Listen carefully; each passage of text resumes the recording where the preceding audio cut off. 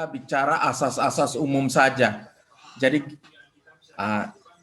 dulu saya sudah mengemukakan secara umum bahwa kalau kita membaca Undang-Undang Dasar kita itu kekuasaan kehakiman dilaksanakan oleh dua mahkamah, yaitu Mahkamah Konstitusi dan Mahkamah Agung, di mana di bawah Mahkamah Agung itu ada 4 peradilan, 4 lingkungan peradilan. Sedangkan Mahkamah Konstitusi itu dia tunggal dan putusannya itu final and binding, ya, terakhir dan mengikat, ya. Artinya tidak dapat diupaya hukumkan lagi. Itu putusan mahkamah. Sebelum ada Mahkamah Konstitusi, itu lembaga atau kekuasaan kehakiman kita hanya memiliki satu puncak, yaitu Mahkamah Agung. Sejak ada Mahkamah Konstitusi, maka kekuasaan kehakiman kita mempunyai 2 puncak, yaitu yang pertama Mahkamah Konstitusi yang putusannya itu bersifat terakhir dan mengikat, atau yang dalam bahasa Inggris atau istilah yuridisnya disebut final and binding, ya, final and binding. Sedangkan kekuasaan kehakiman lainnya dilaksanakan oleh Mahkamah Agung, di mana Mahkamah Agung merupakan puncaknya, puncak kedua. Sedangkan di bawah Mahkamah Agung itu ada 4 lingkungan peradilan, yaitu peradilan umum, peradilan tata usaha negara, peradilan militer, dan peradilan agama. Nah, kalau kita lihat peradilan agama, ini sebenarnya peradilan yang khusus, karena hanya bagi mereka yang beragama Islam. Nah, sebenarnya dulu pernah ada upaya atau katakanlah diskusi untuk mencoba mencari term yang benar. Karena kan agama di Indonesia ini bukan hanya agama Islam, tapi ada banyak, ada Kristen, ada Katolik, ada Hindu, ada Buddha, dan ada Islam. Walaupun diakui bahwa penduduk Indonesia itu mayoritas beragama Islam. Tapi kan dengan menyebut agama, itu yang dimaksudkan di sini tidak mencakup agama-agama lain. Hanya semata-mata mereka yang beragama Islam. Nah, apakah tidak sebaiknya pada waktu itu dicarikan term yang benar, misalnya pengadilan agama atau peradilan agama Islam? Tapi kemudian, ya, karena susah mencari term yang bisa mewakili itu, maka istilah peradilan agama itu dipertahankan hingga saat ini.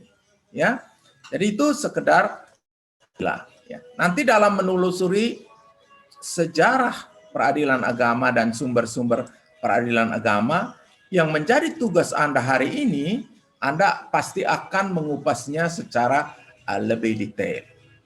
Kali lalu saya sudah memposting di WA grup kita itu peraturan perundang-undangan terkait dengan peradilan agama, ya. Jadi nanti untuk tugas dan seterusnya Anda coba perhatikan di situ. Tentu sambil dengan melihat literatur lain, ya.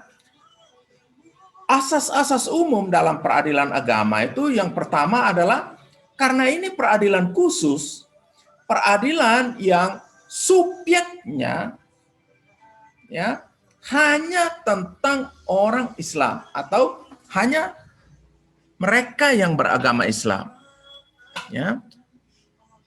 Maka di situ ada asas yang melekat, yaitu asas personalitas. Asas personalitas keislaman, di mana orang yang berperkara di peradilan agama, ya, itu haruslah mereka yang beragama Islam. dua belah pihak yang berperkara di peradilan agama, ya, itu haruslah mereka yang beragama Islam, tidak boleh yang lain, ya. Yang kedua, objek sengketanya haruslah objek sengketa yang masuk di dalam kompetensi absolut dari peradilan agama. Masih ingat dulu saya kasih kuliah pertama sekali, saya katakan bahwa peradilan agama itu subjeknya orang beragama Islam, objeknya waktu itu saya singkat supaya menjadi pemahaman Anda, NCTRWW. Nikah, cerai, talak, rujuk, waris, wakaf. Dengan segala konsekuensi ikutannya. Nanti sebentar kita akan lihat lebih detail, tapi untuk pemahaman Anda yang sederhana, ya, itu subjek peradilan agama itu adalah mereka yang beragama Islam, kedua belah pihak pada saat berperkara itu beragama Islam, sedangkan objeknya itu menyangkut nikah, cerai, talak, rujuk, waris, wakaf, dan konsekuensi-konsekuensi ikutannya. Atau yang biasa saya singkat dengan mudah, NCTRWW. Ya. Jadi itu tadi, orang yang berperkara di sana beragama Islam, objek yang disengketakan haruslah termasuk di dalam objek sengketa atau kompetensi absolut dari peradilan agama, dan hubungan hukum yang mereka lakukan itu berdasarkan hukum Islam, ya, hubungan hukum. Jadi hubungan hukum, ya, itu adalah hubungan-hubungan yang menciptakan hak dan kewajiban. Itu yang dimaksud dengan hubungan hukum. Ya. Nah, untuk ada hubungan hukum, maka dasarnya haruslah bersumber dari hukum Islam. Itu tadi yang saya sebut secara umum sebagai NCTRWW, ya, nikah, cerai, talak, rujuk, waris, wakaf. Hukum waris dan pewakafan. Nanti ada zakat, ada sedekah, dan lain-lain sebagainya. Tapi itu hal-hal utama yang perlu Anda pegang, ya.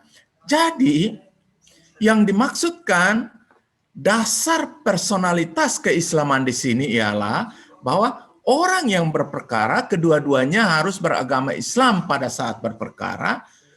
Objek yang diperkarakan didasarkan pada kompetensi absolut dari peradilan agama dan hukum, ya, hubungan hukum yang menciptakan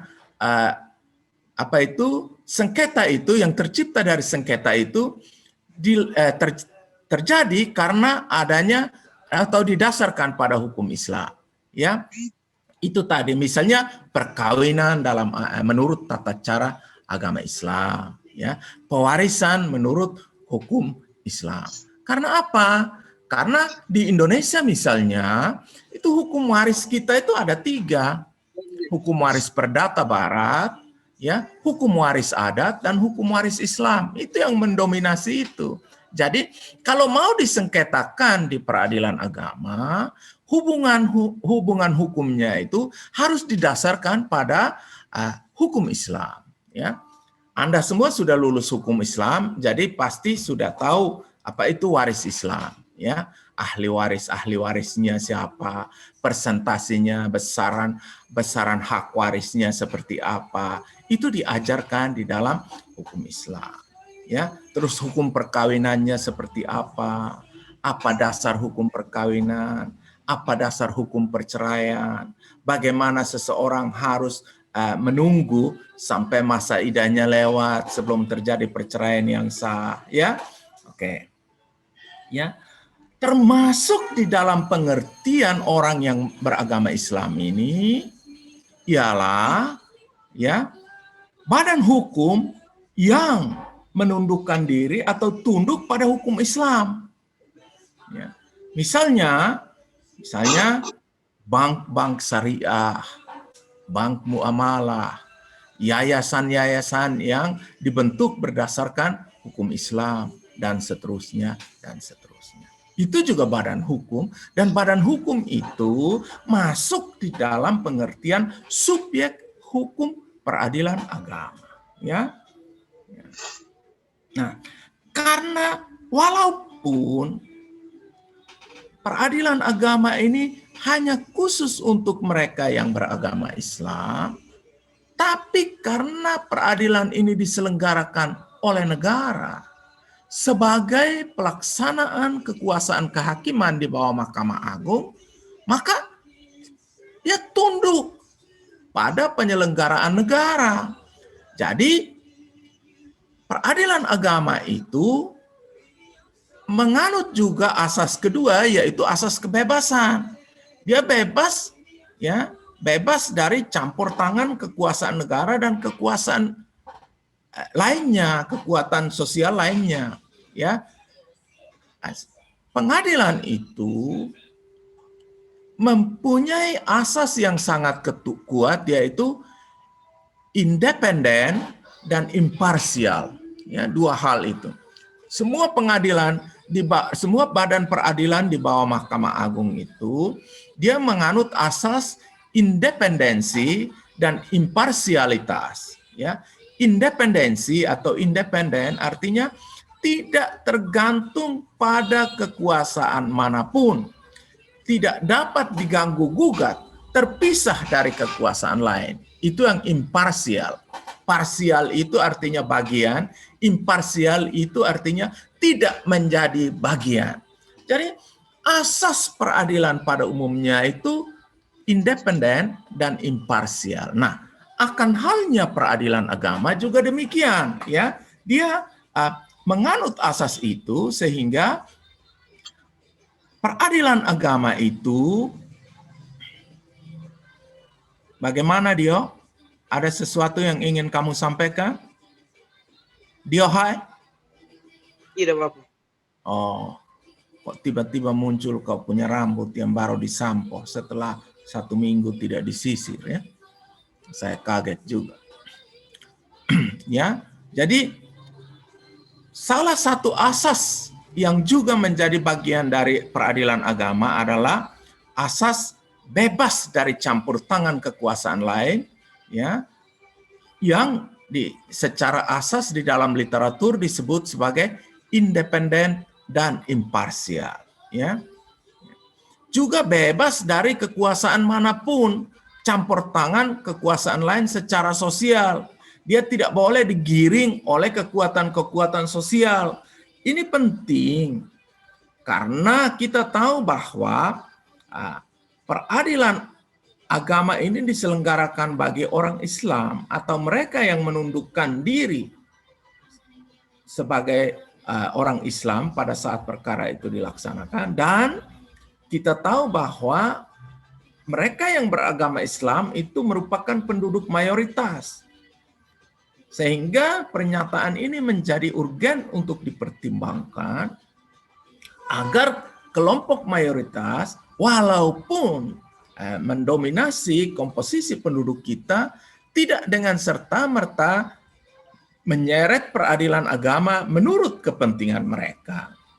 Walaupun sekali lagi peradilan agama itu dibuat, ya, diciptakan atau dibentuk untuk mereka yang beragama Islam, ya.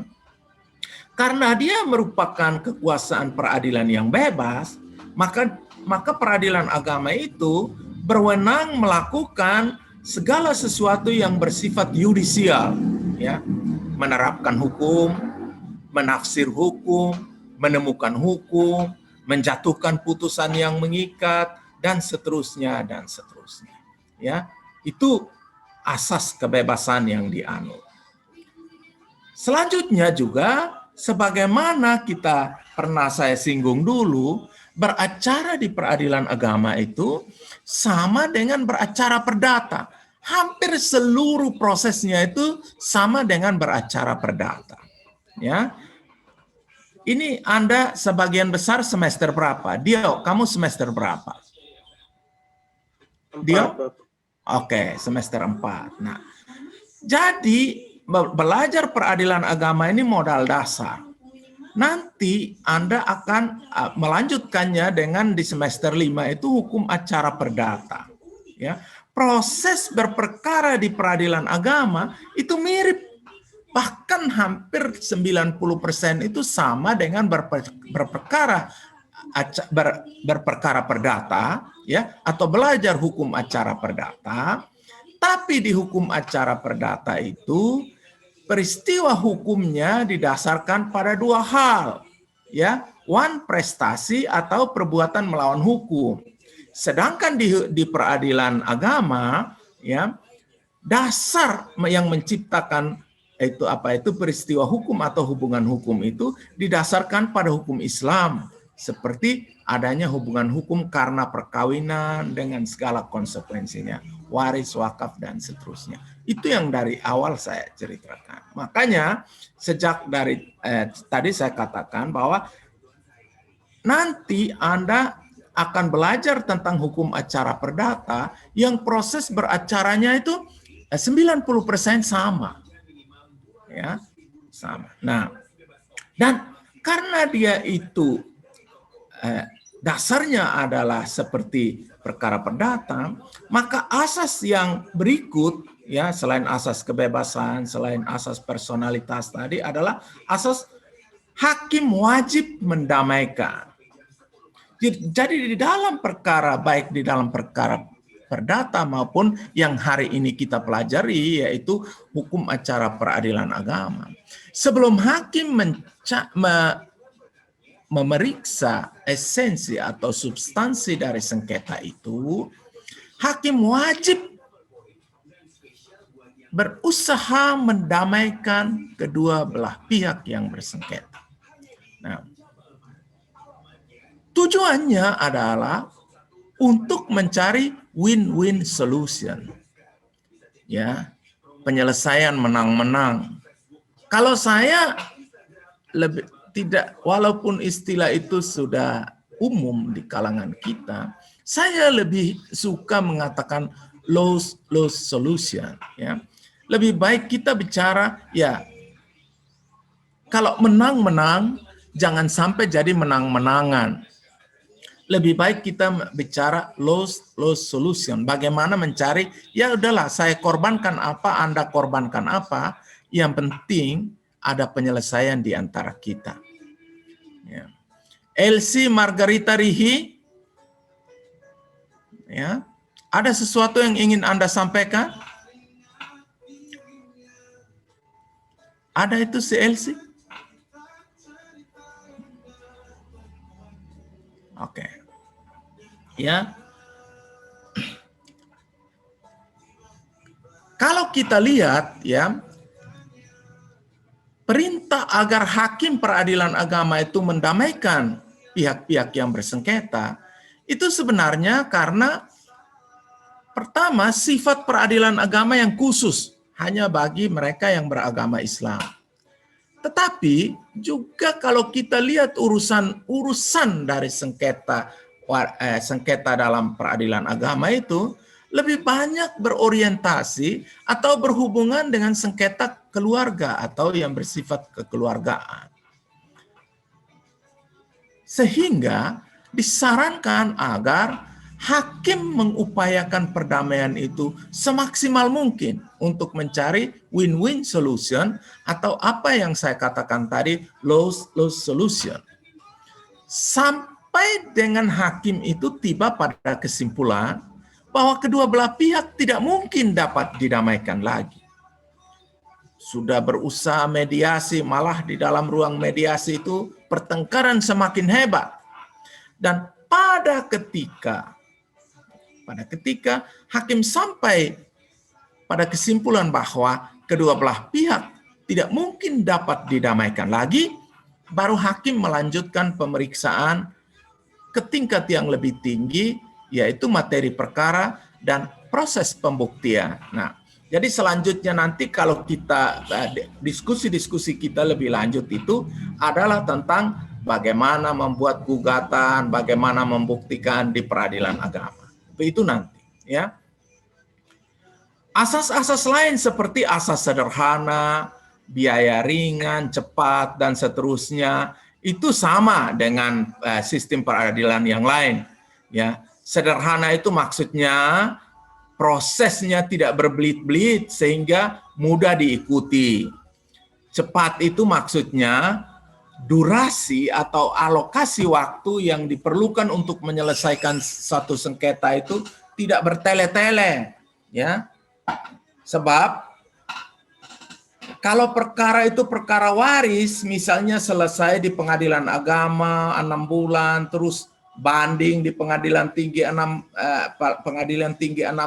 agama lamanya 1 tahun, ya, dan seterusnya, itu nanti paling tidak putusan itu berkekuatan hukum tetap atau dijatuhkan oleh Mahkamah Agung itu paling tidak butuh 2,5 tahun. Nah, itu alokasi waktu yang mungkin wajar.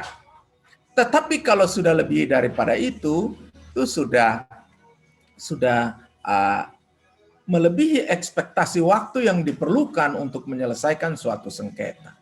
Sedangkan biaya ringan yaitu biaya yang ditetapkan itu ya dapat dijangkau oleh pencari keadilan atau justisia belen, ya. Pencari keadilan itu bahasa lainnya, istilah lainnya justisia belen, ya. Justisia belen, ya.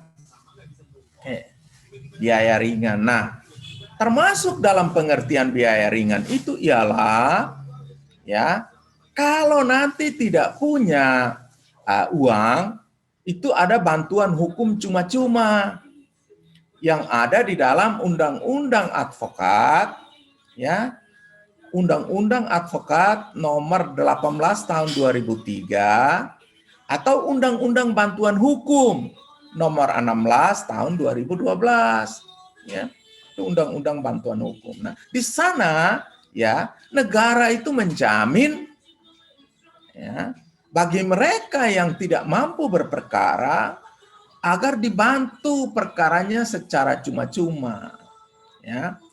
Tuh, nanti periksa di undang-undang itu. Kemudian asas yang berikut adalah asas persidangan terbuka untuk umum, ya. Ada asas transparansi, ya. Walaupun misalnya itu ada sesi-sesi sidang tertentu yang tidak bisa dibuka untuk umum, ya.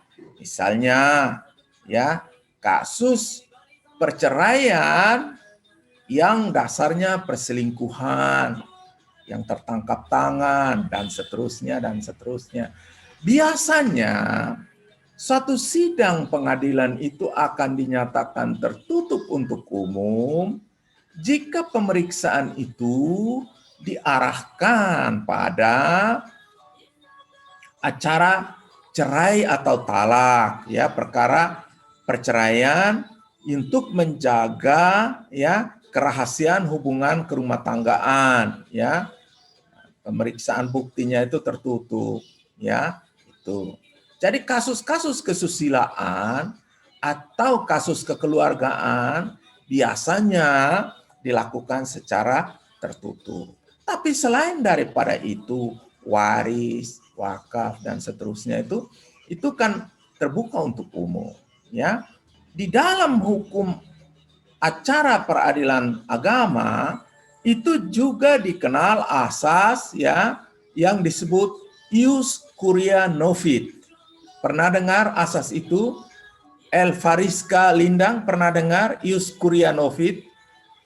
Tulisnya ius curia novit, ya. Ius curia novit, ya. Jadi istilah ius curia novit itu di dalam praktek beracara, baik acara perdata maupun peradilan agama itu menyatakan bahwa hakim itu dianggap tahu hukum. Hakim itu dianggap orang yang paling pintar terhadap hukum. Jadi apabila suatu sengketa itu telah diajukan kepadanya, ia wajib mencari hukum, mencari aturan perundang-undangan untuk menyelesaikan kasus itu. Itulah yang disebut sebagai asas ius curia novit. Ya. Hakim dipandang sebagai ahli hukum. Kalau orang sudah mengajukan sengketa kepadanya, ya wajib menyelesaikan sengketa itu dan mencari putusan yang adil bagi kedua belah pihak. Ya, itu asas ius curianovi. Ya, nah, di dalam hukum acara perdata itu hakimnya pasif. Tetapi di dalam hukum peradilan agama, hakimnya itu bersifat aktif hanya terbatas pada materi perkara. Tetapi dalam hal asas tadi yang Bapak sampaikan sebelumnya, yaitu hakim wajib mendamaikan kedua belah pihak, hakim dituntut untuk aktif. Artinya, proses dan upaya perdamaian yang dilakukan itu harus dengan upaya sebesar-besarnya melalui keaktifan hakim untuk mencoba mendamaikan kedua belah pihak. Sampai dengan hakim itu yakin, dua belah pihak ini tidak mungkin damai lagi. Baru setelah itu perkara dapat dilanjutkan. Ya, oke. Ya, nah. Tadi beberapa asas itu adalah asas yang utama di dalam peradilan agama, ya.